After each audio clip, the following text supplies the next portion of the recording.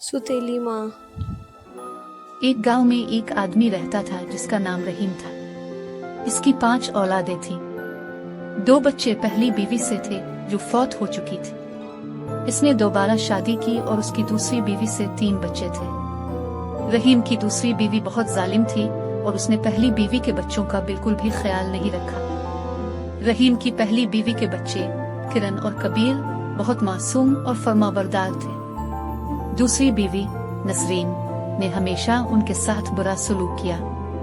वो उन्हें खाना न देती और उन्हें काम करने पर मजबूर करती। किरण और कबीर हमेशा भूखे रहते और अपनी माँ की याद में आंसू बहाते।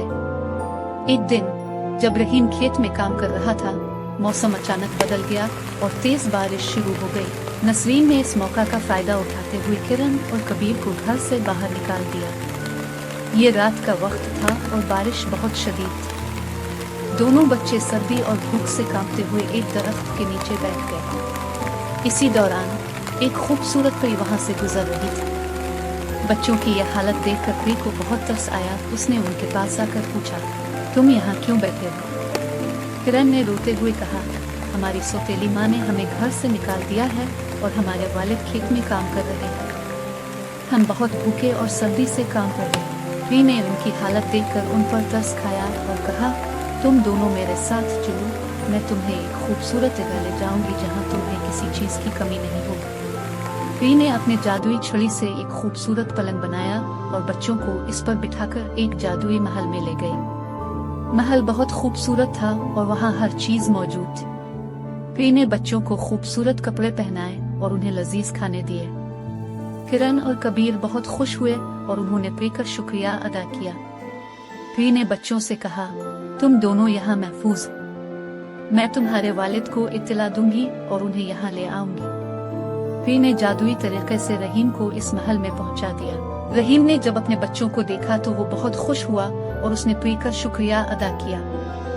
रहीम ने बच्चों से मुआफी मांगी कि वो उन्हें नसरीन के जुल्म से बचा नहीं सके। परी ने रहीम से कहा, अब तुम्हें फिक्र करने की जरूरत नहीं है। ये महल तुम्हारा है और तुम यहाँ खुशहाल जिंदगी गुजार सकते हो। रहीम, किरण और कबीर ने परी की हिदायत पर अमल करते हुए महल में रहना शुरू कर दिया। परी ने किरण और कबीर को तालीम दी और उनके लिए कारोबार के मौके फराहम किए। दोनों बहन भाई बहुत मेहनती थे और उन्होंने जल्द ही कारोबार में कामयाबी हासिल की। कई साल गुजर गए और किरण और कबीर बहुत बड़े ताजिर बन गए। इनकी दौलत और इज्जत दूर दूर तक फैल गई। वो हमेशा अपनी परी की शुक्रगुजार रहते थे जिसने उनकी जिंदगी बदल दी। एक दिन जब वो दोनों अपने वालिद के साथ बैठे थे, किरण ने कहा, हमें अपनी सौतेली माँ नसरीन को मुआफ कर देना चाहिए। हो सकता है कि वो अब बदल गई हो।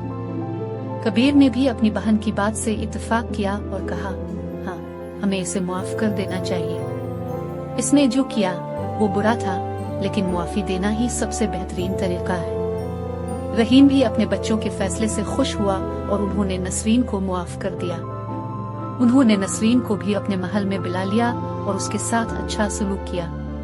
इस तरह किरण और कबीर ने न सिर्फ अपनी जिंदगी में कामयाबी हासिल की बल्कि अपने दिल में मुआफी और मोहब्बत को भी जगह दी।